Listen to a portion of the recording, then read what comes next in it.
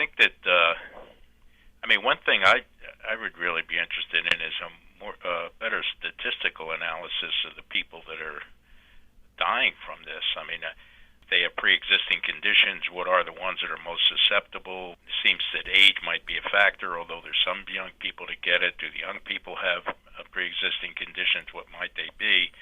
And I just saw that in Louisiana, 70% of the deaths are African American. That would concern me. Is that a social issue, the access to care, or is there some sort of condition that makes them particularly vulnerable?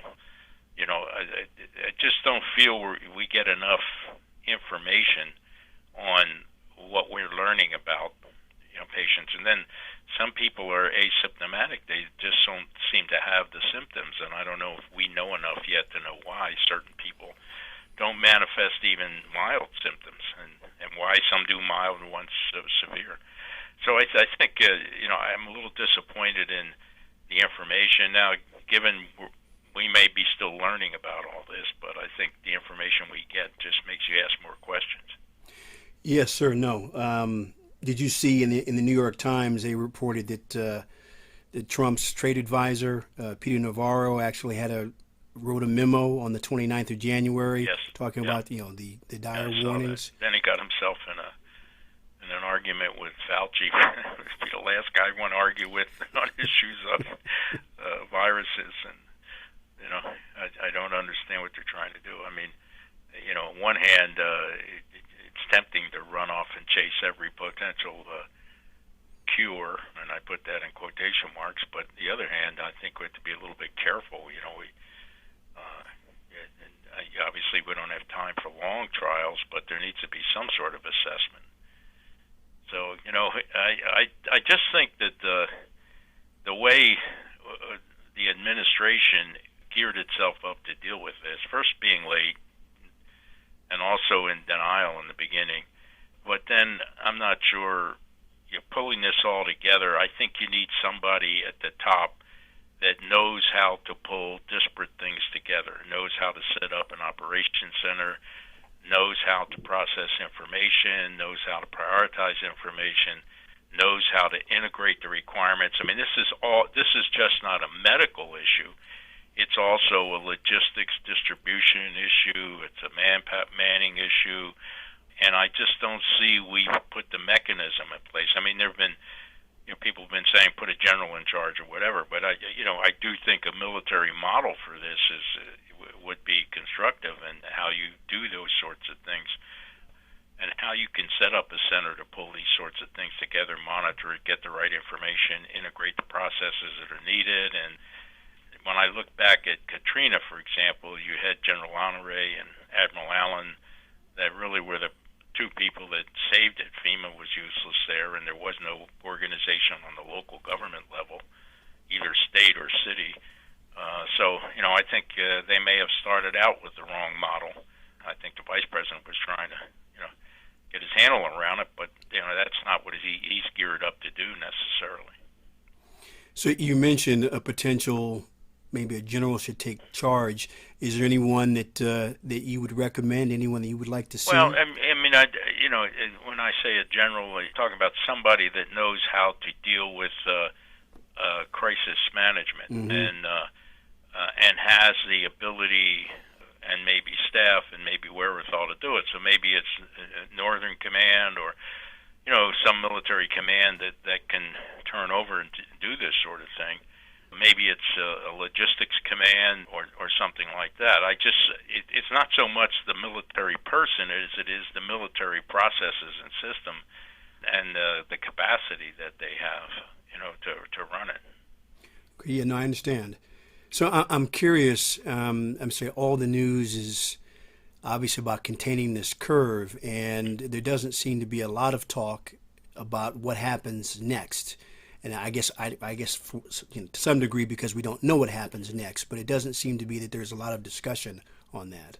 Well, I think that it's pretty clear what has to be done, and it's in short term and long term. Short term, it's a matter of flattening the curve, which means we got to stop the contagion, which means we got to practice the social distancing and things that that don't allow it to spread. Then secondly, it's getting the testing so we know where the problems are and what the extent of the problems are.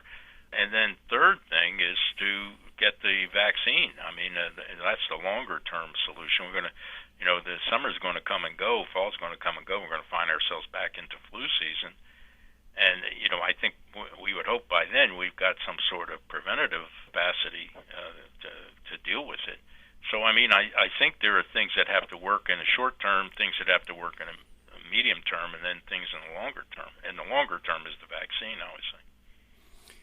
So do you think if this continues through the fall, in terms of the economic effect on this country and around the world, do you think we can withstand that, sir? I think we have to get back to some sort of, I don't want to say business as usual, but some sort of break from the social distancing in some respects by the end of summer. I think if we go longer than that, we're going to find ourselves in a depression for sure. A lot of businesses will go out of business. I don't think that many small businesses, maybe even medium businesses, can sustain even the relief that's provided from now till then. And some of these businesses will get no relief. I mean, no one's going to invest in the, obviously, cruise ship business, but small businesses like restaurants and all, I don't think they can make it through much longer. So something has to be figured out by, I think, mid to end of summer to get back to some sort of supportive way where these businesses can function, or else they're going to go under. Hotels, hospitality business, food and beverage businesses, I mean, I think they are highly vulnerable, along with others. I mean, I think when the demand's not there, you're going to have distribution, people that work the distribution systems may not be there. And I think in the longer term, we're going to have to look at our supply chains and our reliance. I mean, everybody's been overly reliant on China in the supply chain. Even our military, as it turns out, which shocked me, and single source supply chain in China. So we've got to re-examine all that too. So I mean, there's a lot of work to be done in short, mid, and long term here, and not only in the medical sense, but obviously in the economic sense going forward. Yes. Yeah. Well, you mentioned earlier about the disparity and the alarm there in Louisiana in terms of the African American population. And that's right. I guess it's a variety of factors which we're still learning, but that's right. Access to ventilators and ICUs. And now I was, just on a side note, I was doing some reading about Africa. And, the Central African Republic has one ventilator for the entire country. Yeah. Oh, I think you're seeing the problems the developed world is going through. I think this is yet to really hit the developing world, and it's going to be catastrophic there. I mean, one of the things you got to hope for is that maybe as the developed world, Europe and the Far East and North America, as we get through this, that what we've learned from this and our capabilities, if the need is no longer there for us, or it's diminished, we can help. I mean, one big thing is we're all in this together, and we got to take a global approach. This is not. You just don't shut down your borders and think you're okay. I mean, it just doesn't work that way. I think the president learned that from his initial thing, just stop the shine full of people coming from China, and that's going to work. Admiral Stavridis and I sent a letter to the president about making sure we approach this from a global perspective. Actually, some reporter brought up one of his press conferences, and he acknowledged it. He said, "Yeah, that's for sure what we need to do," and so I was glad to hear that. So this was a letter you wrote recently? Yeah.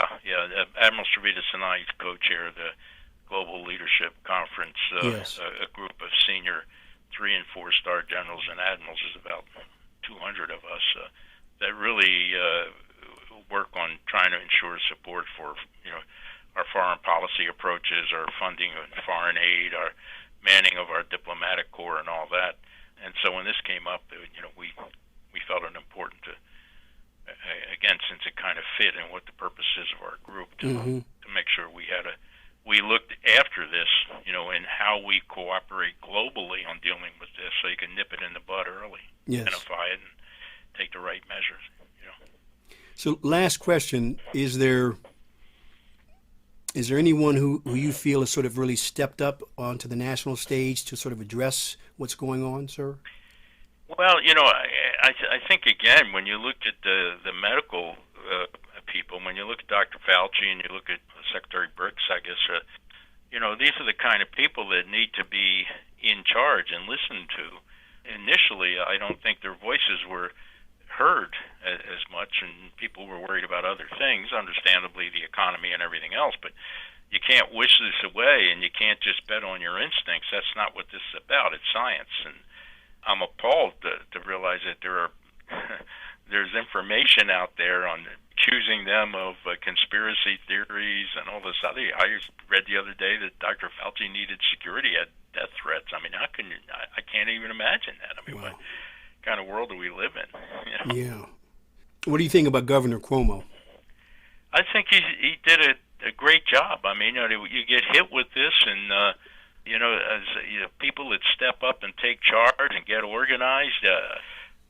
The way he gives his briefing, the statistics he puts out there, the information, he seems to be very credible. He acknowledges maybe mistakes that are made too, and he very much has built trust, I think, with his people. I mean, it kind of reminds me of Giuliani in the aftermath of 9/11, and you have somebody like Cuomo that's doing the same thing. I think he'll come out of this looking as someone who was very strong in how he ran things and his leadership ability.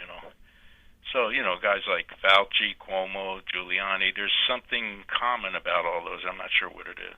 Okay. Well, no, thank you. Hey, you didn't get it. It's Italian. Yeah. Come on, Kennedy. What's the matter? You Irish guys don't believe in it? I got it. That's good. No, that's good.